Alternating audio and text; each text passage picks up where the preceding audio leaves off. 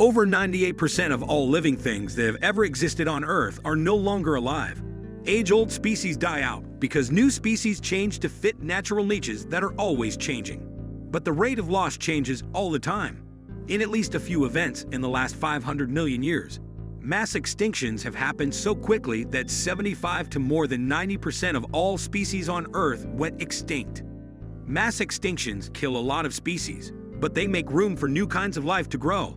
About 66 million years ago, at the start of the Paleogene period, the most studied mass extinction killed off all the known avian dinosaurs. This made room for animals and birds to quickly develop and become more diverse. The Cretaceous-Paleogene extinction is famous for being mostly caused by a big rock, but that's not usually the case. It looks like big changes in Earth's carbon cycle, like big igneous region eruptions that fill hundreds of thousands of square miles with lava, are the main cause of mass extinctions. These eruptions released a lot of heat-trapping gases, like carbon dioxide, into the atmosphere. This led to global warming that got out of control, which had effects like ocean acidity and anoxia, which is when water loses its oxygen content. Cretaceous-Paleogene extinction. During the Cretaceous-Paleogene extinction, which happened about 66 million years ago, 75% of species went extinct. Rates of loss were high on land, sea, and air. Ammonites stopped living in the sea. All dinosaurs that were not birds went dead. Bird-like dinosaurs, on the other hand, lived because they were related to theropod dinosaurs. Mammals eventually took over as the most common big land animals. An asteroid hit Earth and left a crater called Chicxulub crater. This event caused the loss of many species. Also, big floor basalts got worse and are known as Deccan traps. Jurassic and Triassic extinction.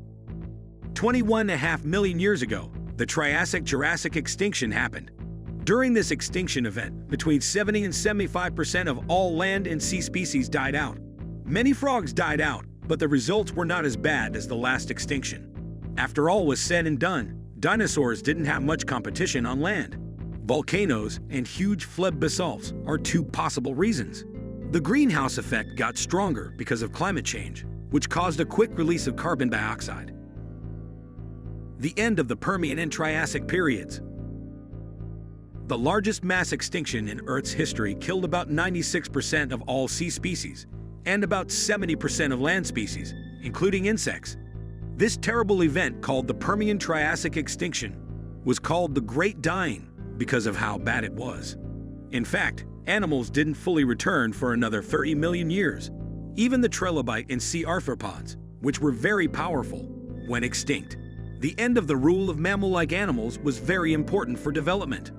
The Permian-Triassic extinction happened 252 million years ago, which makes it hard to figure out what caused it. A lot of the proof would have been taken away. However, the majority of people concur that intense volcanic activity, environmental changes, and long-term gas release were to blame for the Great Dying. The end of the Devonian period. The last Devonian extinction wasn't as bad as the other great extinctions. At least 70% of all species died out. It took place between 375 and 360 million years ago, near the end of the Frasian Age and the beginning of the Devonian period. It took more than 20 million years for this mass destruction to happen. Different people have different ideas, but global anoxia is seen as the most convincing proof. Global cooling or oceanic volcanic activity may have been the cause of the air shortage. Ordovician-Silurian extinction. The Ordovician-Silurian extinction is actually made up of two great extinctions that happened right after each other. Many people think that OS is the second most catastrophic extinction event in history when looked at as a whole. 60% to 70% of all species were wiped out between 450 and 440 million years ago. 85% of sea species that died were in this group. Massive glaciers and a drop in sea level are thought to have been the main cause of the Ordovician-Silurian extinction. Continental drift caused water to become trapped in ice caps as Gondwana moved toward the South Pole. In general, the sea level dropped a lot.